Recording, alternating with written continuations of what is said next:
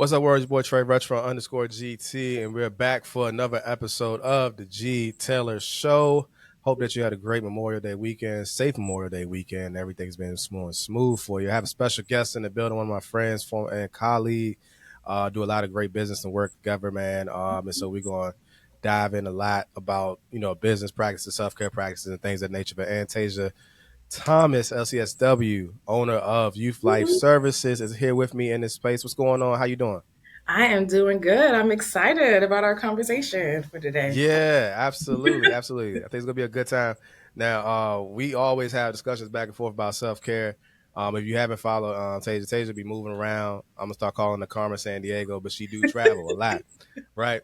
But I love it because it reinforces the idea, because sometimes you gotta have accountability with your actual colleagues and your peoples, right? That tell you, hey, you need to do some more stuff. Stop working so hard, stuff like that. So I'm appreciative of that, our relationship in that aspect, because she always asks me, okay, what are you doing to practice self care? What are you? Yes, all the ideas are great, yes, but what are you doing to take care of yourself? When is your Uh, next when vacation? is your next vacation? Like, oh, great, good, good. But when is it? So I appreciate that. Excuse me, which is going to probably go into some other conversations I'm gonna have later on, especially with men, because a lot of people ask me, how how you practice managing all these different hats and roles you play, and I'm like, well, I got a great amount of colleagues, friends, people I call family that really check in and hold me accountable. So, and Tej is one of those people in doing that. So you definitely need those people in your corner as well. Um, but Anthony, tell me a little bit about your self care. Well, let's back up real quick. Tell me a little bit about you, your experience as a licensed clinical social worker, how you became. For folks who might not remember, the first episode we did was more than my credentials, where we talked about you getting into this space in private practice. That was like what, 4 or 5 years ago. I think Um, so. I think so. yeah. Time flew by kind So of really fast. That's yeah, what I time thought. flew by. So Yeah. so update the people about your journey, your experience, where you're at now, and what you got coming up going forward. Okay. As Trey mentioned, my name is Antaysia Thomas, LCSW. I am currently in this like transitional exploration phase. So like as I am like rebuilding my private practice, incorporating traveling, I'm hoping and working on creating this traveling therapist brand. So Yeah. hopefully that's something you'll see in the future. But I am originally from Tampa, Florida, moved to DC, went to Howard, HU. Oh, And then I ended up going to Fredericksburg, Virginia for my first job, where I worked a lot with like in-home counseling, therapeutic day treatment, did a lot of assessments for those like local agencies. So a lot of my work has been with kids. And then I yeah. went over to the school social worker space, then the emergency service therapy space where you and I met. Well, it's funny how we met because I took the position that Yeah. you You had took my left, and position. then people were all just like, "Oh, you need to meet Trey. You guys are so much alike." And then even outside of that workspace, people were like, "You should meet him." And then we met, and it's like, "That's my bro." Like I just like Yeah. you family at this point. Exactly. Exactly. So, and after that, I went over to a group practice and kind of just seeing the flow, exploring the work with adults. I really loved it. And then with Youth Life Services, I always had the idea of having like a therapeutic after school program, because a lot of the after school camps I would do growing up, or when I worked in the school spaces as a tutor and mentor, a lot of times kids couldn't access those like fun extracurricular because of behaviors. Yeah. So the original idea was to create a space where kids who struggle or have behavior issues can still have access to these things and have a therapist there to help with academics, to help with de-escalation and all of that. But as I was building that, people were like, "Oh, this is a great idea," but no one really like hopped on it to support. Yeah. So I was like, all right, you know what? I'm enjoying outpatient work. Let me just open up a little bit of clients, in Hmm. the area so people can get a chance to know who I am and know this is not like a pop up thing. Yeah. But once I did that, like outpatient was flowing. Like I was getting so many clients, things were like going great. I ended up leaving the group practice and they allowed me to take some of my clients with me. And then just since then, I've been just rocking and rolling with private practice. Hmm. Throughout that journey, a lot of life challenges happened. Um, to expose my self-care that I did not have Mm-hmm. and also put me on track to like really get better with my self-care because I experienced a lot of burnout throughout that journey. I think that's why now I'm so passionate about like how I live my life and how I do business Yeah. now.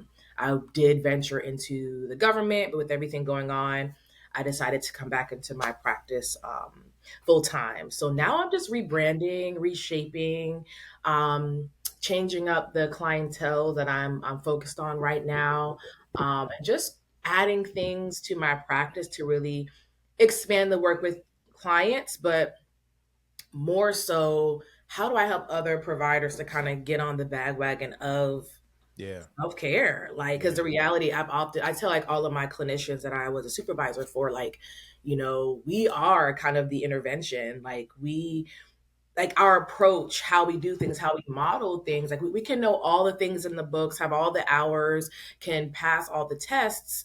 But if we aren't practicing and modeling, managing emotions, communicating well with our clients, dealing with hiccups that happen, like we're not like really doing the work. And I Yes. often say we can only take clients as far as we take ourselves. Right. And even as I've dived into my own like healing journey, I realized I can go to certain places in trauma and inner child healing and journaling because not just because of the books, but because I went through it as Yeah. well. And Exactly. also understanding the intricacies of healing is hard. Like Yeah. healing is so painful. So it helps me to also be patient with clients and give them grace and encourage them to give their own self grace as they're healing. So I'm kind of in this space in addition to all of that, like using my healing Yeah. to also help, help my clients find their own healing as well. So Yeah. that's where I am. That's where you at. That's what. Yeah. My long That's spiel. yeah. Yeah. Yeah. I think it's a good thing to talk about that. I mean, when we started, when you asked me to, do supervision with you, with your agency and your supervisees, we talked about like self care and practice and Mhm. what that looks like for the supervisees. And so, as a professor and a clinical supervisor, I think, excuse me, it's very important that we don't burn out our clinicians before they get Mhm. licensed or before they get into the space.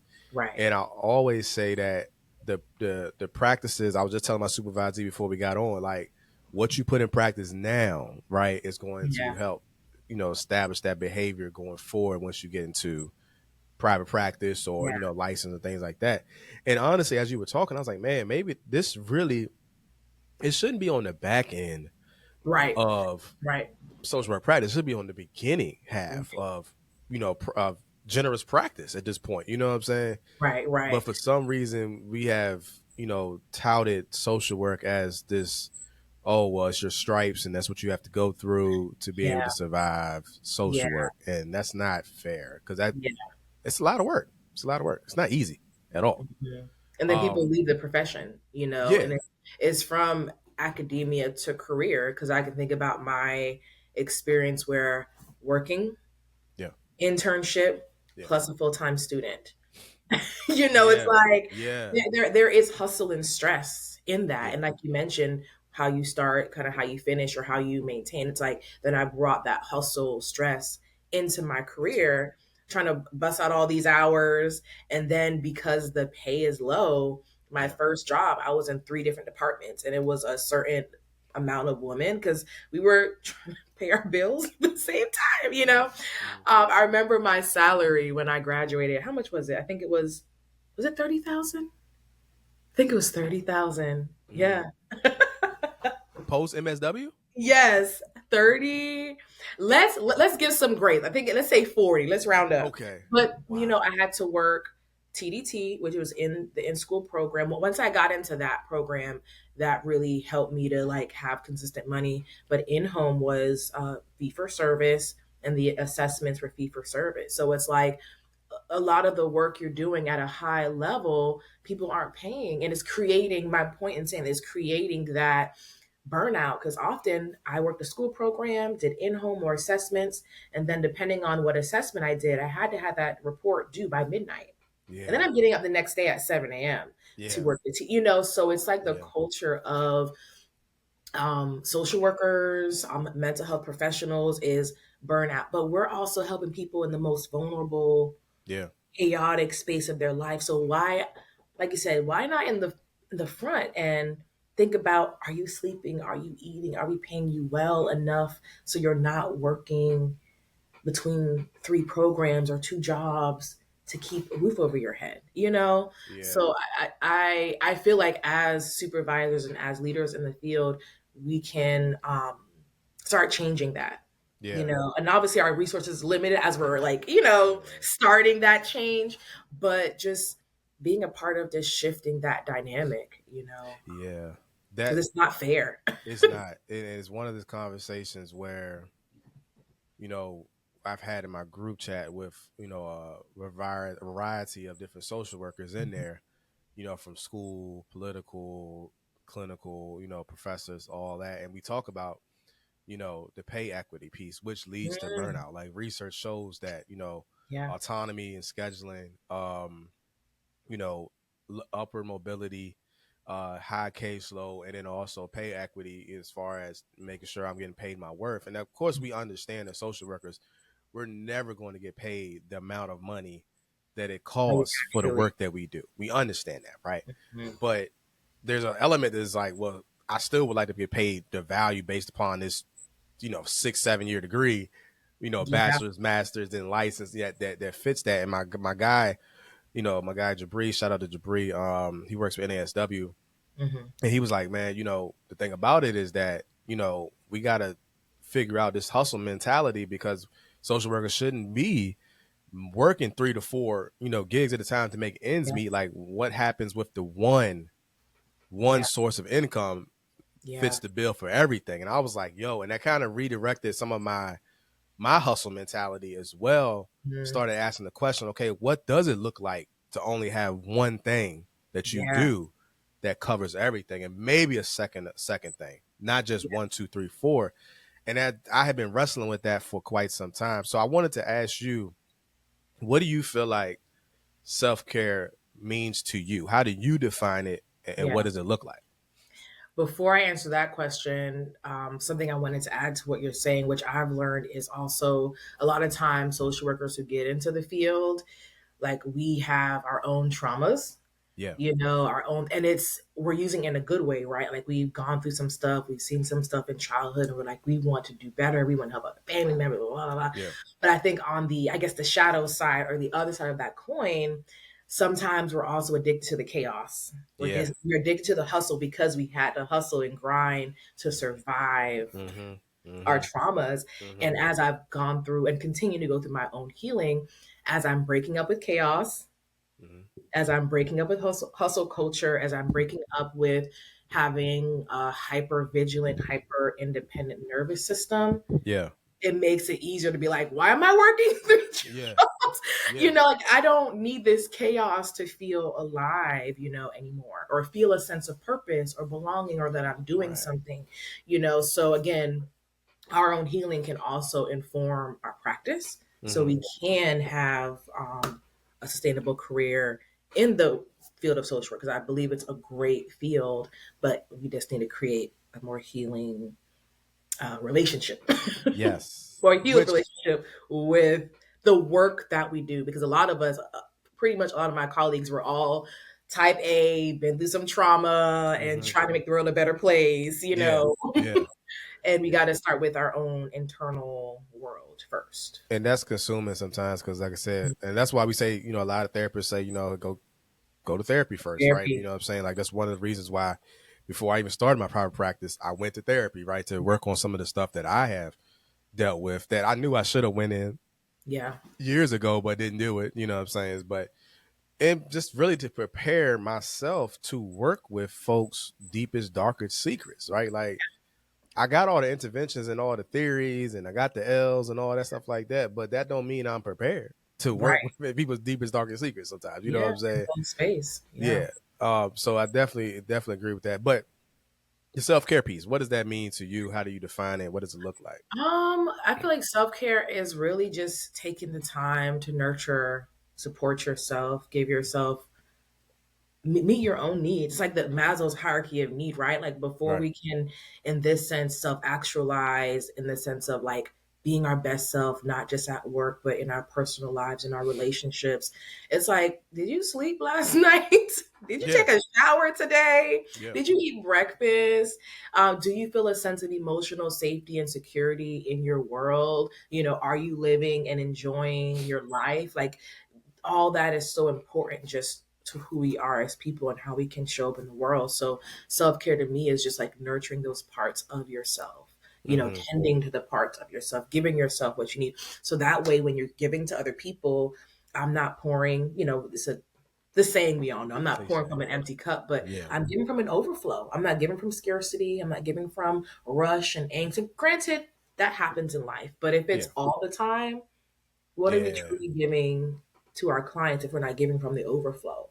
And Yeah. I feel like even when I go to a trainer, like if you don't look like the goal that I'm working towards, like Yeah. I don't want to work with you. You know, I want to Yeah. work with somebody who looks like and doing the things and can model what I want. So that's the why it's so important as far in the career space. But just self care is just pampering, taking care of yourself, knowing that you're just as important as all the other things in Yeah. life. Like Yeah. And I we're so think important. I yeah, and I think that once we when we neglect self care, we keep throwing it out. We keep throwing it out. Take care of yourself. Take care of yourself, and go to this, do this, that, and that. But not really being intentional because it isn't about just. Even though we're gonna talk about it a little bit, but it isn't just about you know the beach trips and Right, this, that, and the third. No, it's really about how you pour into yourself, right, right, and how you recharge yourself. And a hmm lot of times we do not recharge ourselves very well or pour into ourselves because we're also busy pouring out to others, right? And it's reinforced because we're in these helping professions that say we that's what we do, right? yeah. You Burn give, you out, burn out. yeah, you know what I'm saying? And it's like, well, obviously we don't obviously want to burn out our professionals, right? There's already a deficit in these helping professional, situations. Why are we reinforcing this idea and this model, right? And then why do other entities, other disciplines have this opportunity to understand self-care and wellness in a way that they pour into their employees? I'm not saying they don't deal with burnout, they do, but I feel like sometimes I listen to other disciplines or folks that's in different areas and they got the mental wellness, the burnout stuff, the self-care piece down pat. Mhm. And I'm like, what's happening with the health professions, right? But then also we have different elements, like you said earlier, talking about your personal stuff, the work that we do. But I also want to tell people too, like you neglecting your self care affects other people, Right. right? And the self care, we always think about taking care of yourself physically, mentally, stuff like that. But that's also spiritual, financial, household, personal, all these different things that embody you particularly practicing good sound self-care. Yeah. Some of the research talks about like the 7 stages of rest, the different things that you need in those different areas hmm that come up that you might say I'm gonna take a nap because I need to sleep. I'm sleep deprived, but you might be sensory in a sensory overload, right? And you're just trying to sleep it off and still tired, still can't deal with things going on. But you need to desensitize yourself, kind of remove yourself from everything going on, so that hmm you can build back your sensory stuff like that, or your emotions, or your social meter, all these different things, right? Um, and that requires intentionality, Right. but also time and Yes. peace. So I also want to ask you too, is do you feel like that the self care model is difficult sometimes to practice as a black professional, black social worker in this space because we have a different outlook, we have a different upbringing regards to the social dynamics around us. But does Yeah. you look it looks different for black professionals? What do you think? Um, I could say so in a sense, just because of that trauma piece, and also that sense of responsibility Yeah, that we feel to show up. Especially if there's not a lot of black and brown yeah, people in the spaces that we're in. I remember when I was a school social worker in Stafford, like I looked around and I was the only black person with the yeah, degree that I had. The next black person worked in a classroom. I'm not sure if she even had a degree, you right, know. So it's like I feel this sense of responsibility to show up and be there and help everybody and yeah, all that stuff. So I think that adds pressure Mm-hmm. to the work that we do because we want to take on a little bit more. Um, what's the second part to your question again? Do you feel like it's like for us to practice that self care for us as Black and brown professionals? Is it a little bit more harder, difficult to do so? In that, because we could talk about it and address it, like I said, the gaps, right? Yeah. But do you And think it's then hard the to implement? Yeah, and then we don't always give ourselves permission to rest because again, I Yes. think even through my own journey of that, I felt so much guilt because I'm Yeah. like, I We need talk. to be Yeah. doing it. I need, Yeah. but so much guilt, and again, that goes to that trauma response that I had when it came to how I showed up in the world, and I Yeah. had to like, I'm still breaking up with that, but breaking up with that sense of like guilt and shame if you aren't performing Yes. to this Yeah. highest degree, Always on. and knowing it's okay to rest. It's Yeah. okay to rest, and it's okay if you lower a bill. Yeah. It's okay if you use the 15-day grace period to pay something off because you wait for the next check versus I gotta work extra. So I think just the pressure we put on ourselves can make it harder. And then the lack of support. I don't want to say there's other races that don't have, Mm-hmm. hardships or they don't have support. Like everybody has a degree of like struggle. But a lot of times like we don't have as much Yeah. support and help Yeah. when things are low, and it's hard to say, okay, the dishes aren't going to get washed today Yeah. Yeah. because I need to sleep, I ain't need sleep. so it can be just harder in my opinion with the expectation, pressure, lack of support, because I think that's the other part of self-care. Sometimes you have to just choose to not be at the top of your game, Yeah. when you're And I nurturing think your too, on top of our what we consider if it's what we consider might be on top of our game or under our game still might be better than everybody else, right? Like it's still like that. So yeah, yeah, there's this idea, right? I had to work through it myself. I still work through it because I am like I do things to the max, right? mhm, Um and I do have this sense of like, pride, yeah, ego, and what I put out, how I present myself. And so it has to be, to a T. And I've been working with trying to, relinquish that, right? yeah, Because my effort is probably going to be greater than others, right? yeah, At that point in time, because I take things so intentional. But mhm, even when you're talking, like it also talks about, it sounds like a lot of it identity piece, right? Which mhm, shifts in life transitions. I'm really big on life transitions. yeah, Um, Identity, how you see yourself, how you view yourself, and then what you are looking to gain or go forward. yeah, But then also always being on. That's the one thing that I tell students and supervisees is that yeah, you don't always have to be on. Find different ways to play the background, right? yeah, And it's yeah, hard because with us, it's like, oh, well, snap. Well, yes, we're gonna get this person to mentor. You're gonna do this. Can you do that? And man, we'd love to have you. And some of that is only perpetuating the cycle mhm, of burnout because we are also asked to show up as the minority in these majority spaces, yeah, and it's like this amazing feat, and it's yeah, like, well, if that's the case, then you should be doing X, Y, and Z, right, yeah, in the profession. And I'm gonna get too specific in that because I'm gonna spare you on that, but probably on a more of my individual stuff, yeah, it perpetuates that cycle, right, yeah, which looks at which I to me personally looks at is still practicing bias and stereotypes yeah, around that because you're yeah, assuming that just because I'm a Black and brown professional,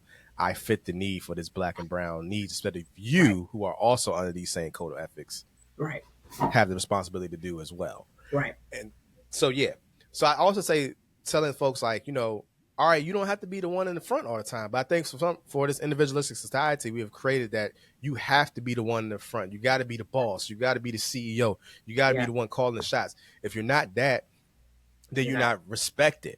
You know what yeah, I'm saying? But there are opportunities where you can still craft that respect or craft that lifestyle while being playing the background, being on a board of advisors, nonprofit advisory board, some type of thing like that, or a consultant that doesn't have to be front facing, but I just come in, do my thing, and then bounce. You know what I'm yeah, saying? yeah. So yeah. I So gotta add, I gotta share my personal story with that yeah. because so When I started my practice, I was married, and Okay. then a couple years into that, now I'm divorced. And so during that time, divorce is hard, Mm. it's hard, but I'm like, I have to show up, I have to do the thing. And I was crying in Yeah. between sessions. Yeah. And my accountability groups, I'm just like, I'm crying between sessions, and I don't want to, try to show up and help and support people, but then like, like Yeah. not giving myself the time. And I'm like, it got to a point where I realized I might need to take 3 months off. I met Yeah. my supervisor. It was so hard. Yeah. My accountability group was like, it's okay. Take the Yeah. time you need. And I just like, no, but I have a practice. I have clients. There's struggles, da, da, da. But again, I had to think about like what is fair for me. And then again, how am I truly showing up? I might think Yes. I'm masking. Some people probably didn't know, but Right. again, if a client, I don't know if a client might have seen my puffy eyes or my Yeah. red eyes if I was in a session. It's like I don't want to show up that way for They my pay clients, attention.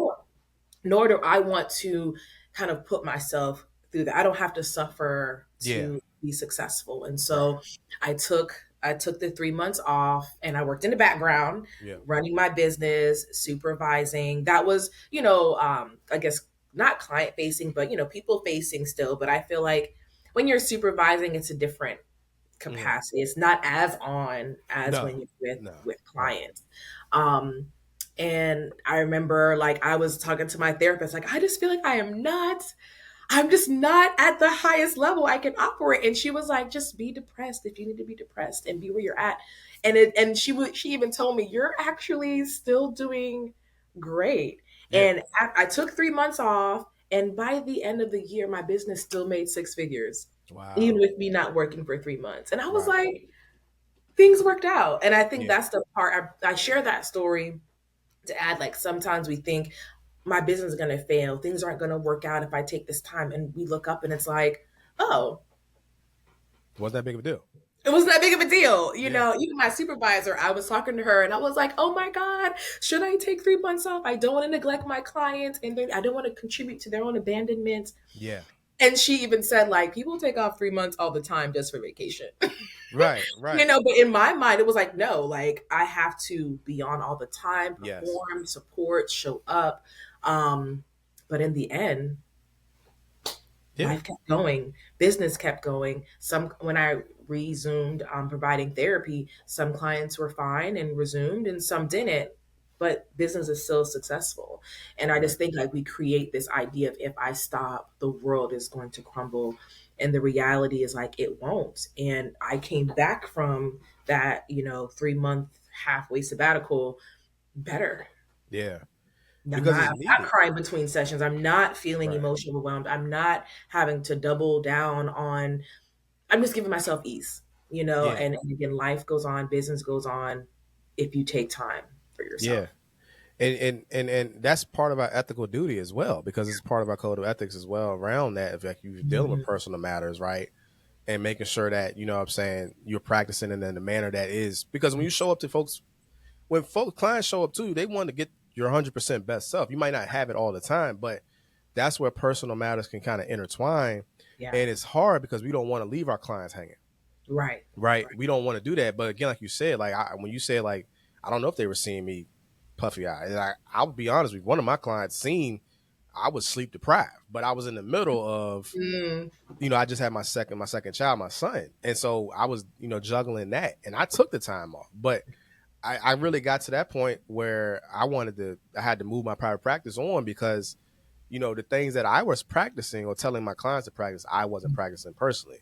right. Right. And that's not fair, one, to my clients, but also two, to me and my family. Hmm. Again, as I show up, again, talking about earlier, your self-care piece affects other people. So Right. when you're not taking care of yourself, you start those relationships, your family, your friends, your colleagues, your clients, or whoever they suffer as well. But Yeah. again, we put so much emphasis on the output and the action, right, Yeah. of clinicians, and not enough on what they're doing to take care of themselves, Yeah. that leaves it, by the wayside. And so um I'm glad that you took that time, and I'm glad you were, folks gave you the permission to say, yo, rest. Yo, because Yeah. sometimes we don't give ourselves permission to rest. I don't do it sometimes, where I have Hmm. to really force myself, what I'm saying, to take the time. My wife might, tell me, like, she might shut me down or something like that. But just the permission to be rest, because we think the everything else is going to explode, and Yeah. that's not the case. But again, if you look at it from a different perspective of, if I'm not on my A game and I go in here to show up to this person who needs my help, is that fair to them, right? Mm-hmm. And then get into that space, and I think about all the healthcare professionals who are operating in that space. Life going life, Yeah. but how do we show up to manage it so Yeah. we can best show up, to affect our clients? Because that's when mistakes happen. That's when Yeah. mistakes happen. Things happen. Malpractice. I was just thinking Malpractice, about that. A lot of yeah, malpractice happen. harm, all Yeah. that. Yeah. Because we're not taking care of ourselves, and it's not being perpetuated professionally in that space. So I want to ask you this question too. Um, when you start talking about the situation that you did, I'm glad you brought up that example and you took the time, 3 months sabbatical. What did Antaysia do to intentionally help herself and practice? And then as you were doing it, putting into your daily practice and daily habit, what did you specifically do? Yeah. Because some folks might say, well, that's good, all fine and dandy, Antaysia. I got to get these bills, I got this money, I got to Yeah. do this, and X, Y, and Z is coming on. So what did you specifically do Yeah. to help put that into practice?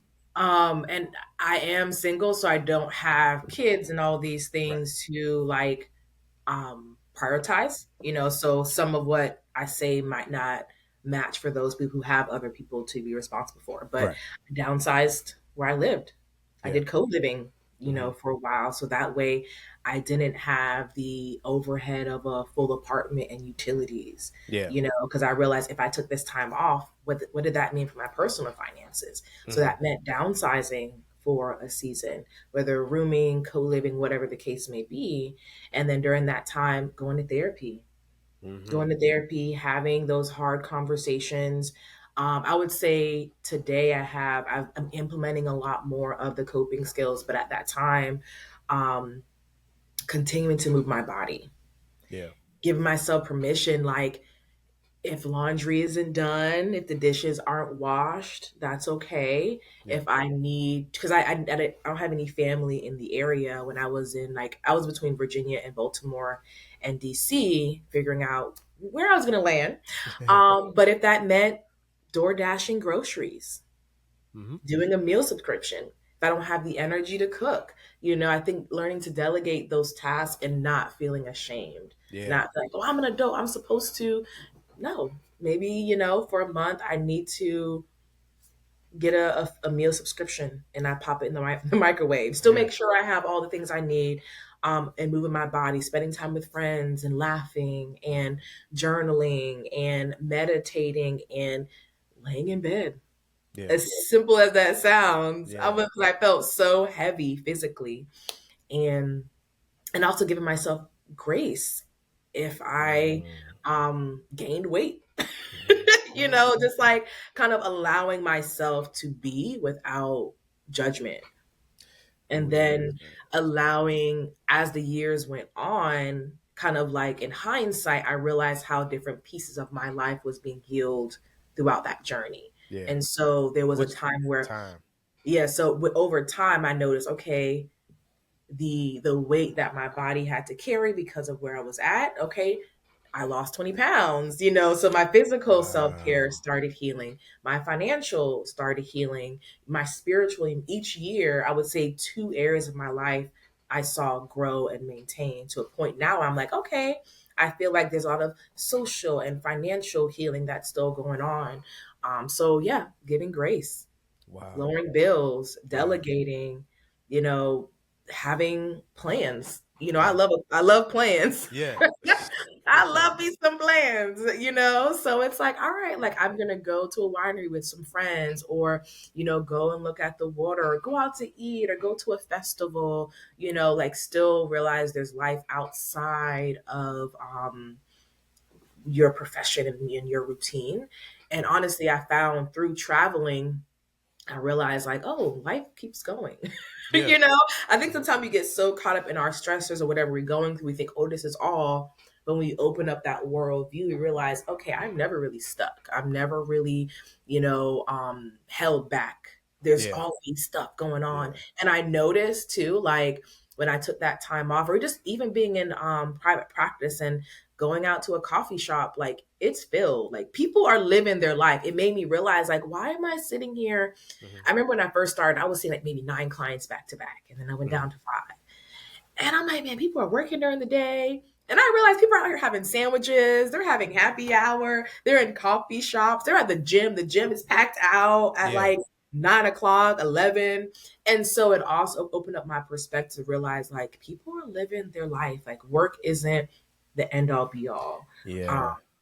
so that's just, how I started my journey. I also subscribed to, I signed up for a trauma healing program. It was like a 12-week, which to go through all the content, it took me about to go through the content and also apply it was about 2 years. Mm-hmm. But I was willing to invest Mm-hmm. also Good. beyond therapy, in a program, a curriculum where I went through and learned about, trauma and how to regulate my nervous system and how to audit friendships and Mm-hmm. talking, in the coaching calls and being vulnerable and being open and I guess holding space for the pain, Yep.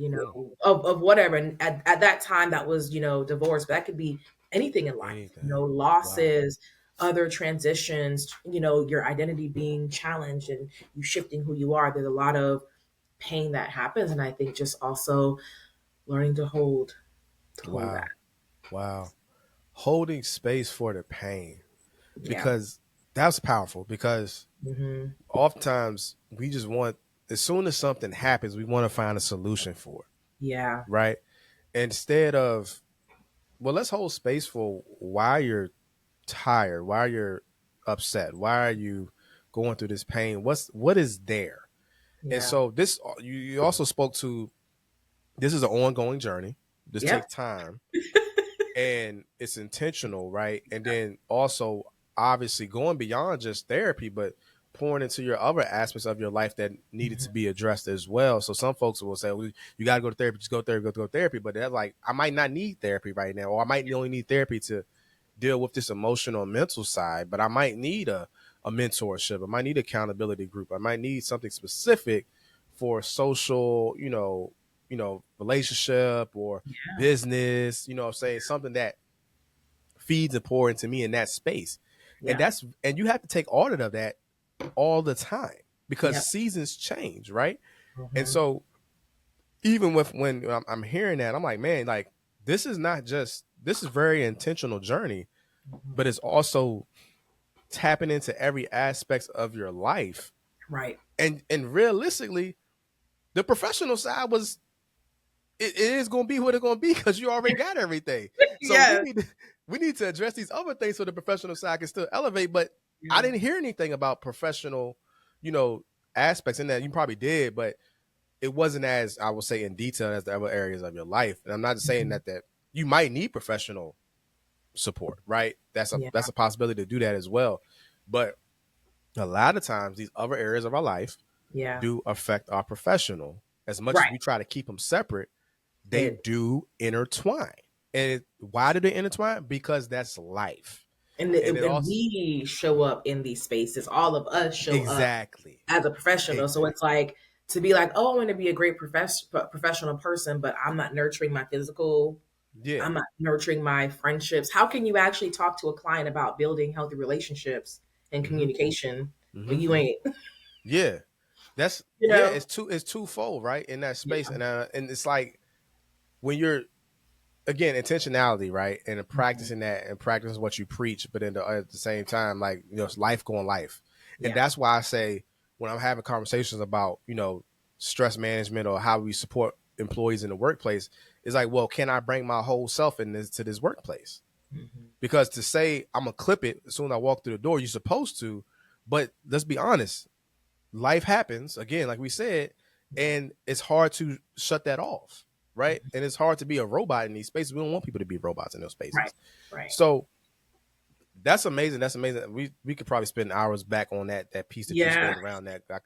I had it. I was like, I could go, but looking at the time, I Yeah. was like, I can't go. I have one more thing I want to add with that. Yeah. I think now I have like this like mindfulness self care schedule because I love me some plans, right? I'm a Yes. little bit. That type A is still there. Right.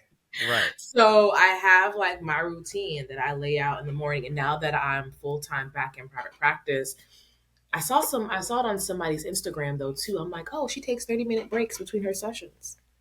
I don't know why I didn't think about that. So that small change of like, okay, even today when I see my clients after this, I'm gonna have a 2:30, and then I'm not gonna meet with somebody else again till 4. And Yeah. then after that 5:30. And that way in between I can, go for a walk, get some water, have dinner, and then Yeah. before I start my day, I do a lot of like mindfulness and working out and having breakfast. Granted, today I was in Russia, like it don't have to be perfect. But I think like when we're thinking about self-care and like activating these things, right? Like have a schedule, have something. Okay, I like check marks. All right, did I do my prayers and devotion? Did I journal?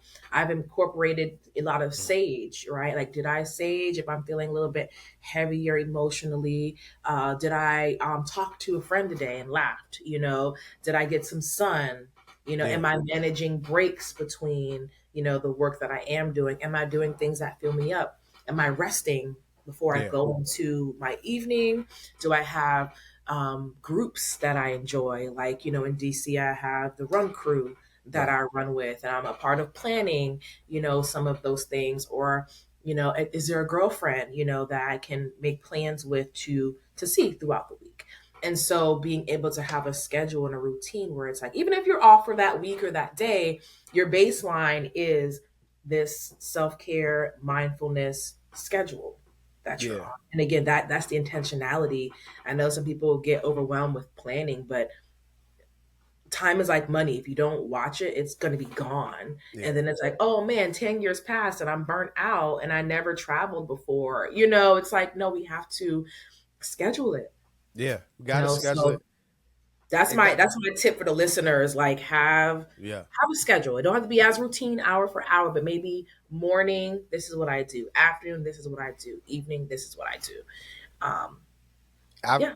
I've heard that same sentiment from multiple different people over multiple different areas of my professional career. Mm-hmm. Some are more rigid, some are more loose, right? Even back, I tell folks all the time, even when I was working in inpatient, Mm-hmm. like the nurses would have, that always stuck with me. Some of the nurses had quarterly vacation set. Mm-hmm. I'm Quarterly. already planning for my trips for 2027. Yeah, you know what I'm saying? So same thing in ES and Yeah. emergency services. All the girls Yeah. had trips based upon the holidays, right?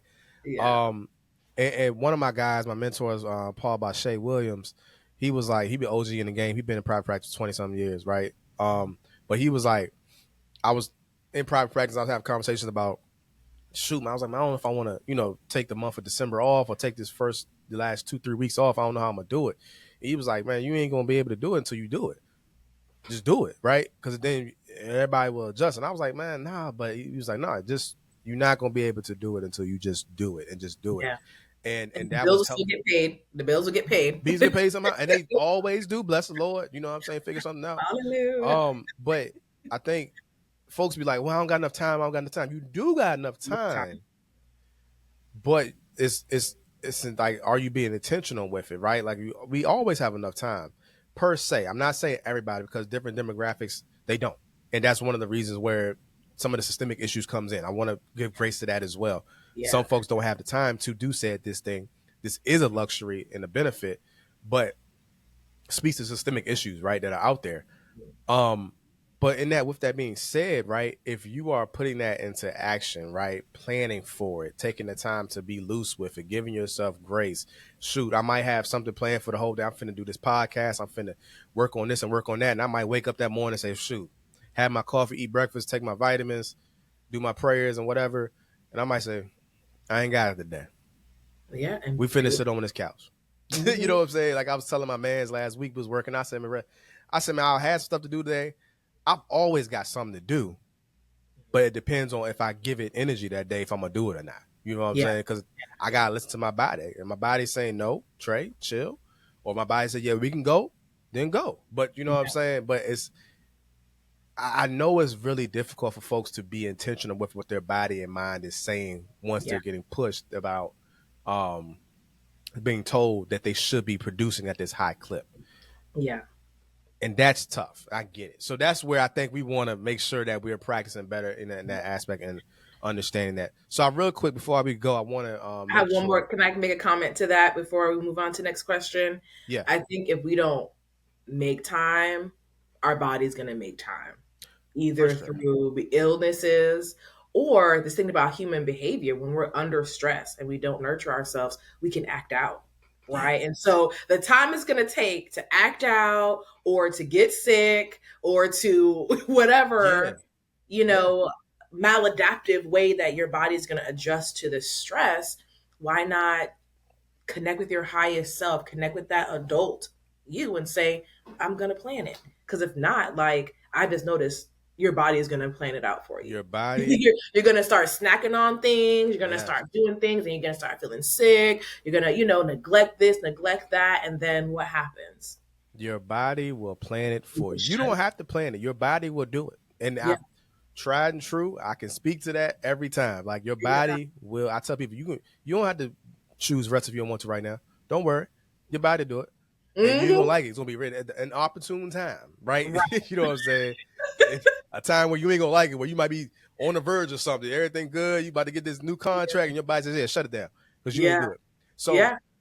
but yeah, absolutely. Where can the people find you at? You said your website. Anywhere else people can find you at? Pretty much u5services.com, and you can select the IG tab there, but it's U5 Services on all platforms, Instagram and Facebook. So Youth Life Services with an S. Gotcha. Okay. All right, Antaysia. Well, we appreciate you coming on the G.Taylor Show, Thank dropping you for those gems and things of having that me. nature. We probably, like I said, we could have went hours. She talked to so many Yeah, because I'm such like, oh on my point. goodness, I could talk. I have more to say. Yeah. But scheduling. So we'll get her back on Yes. eventually and have chop it up some more, man. But we appreciate you. Make sure you go like, subscribe to the podcast. Let me know what you think. If you have somebody that you want to share this episode with, share it with them. Be on YouTube, G Taylor Show, and Apple Podcasts, Spotify, and all your digital streaming platforms. Man, we hope that you learned something from this, took some gems from this, man. And again, if you're interested in a self care retreat, go to youthlightservices.com. But other than that, y'all have a great week. We'll talk soon. See y'all.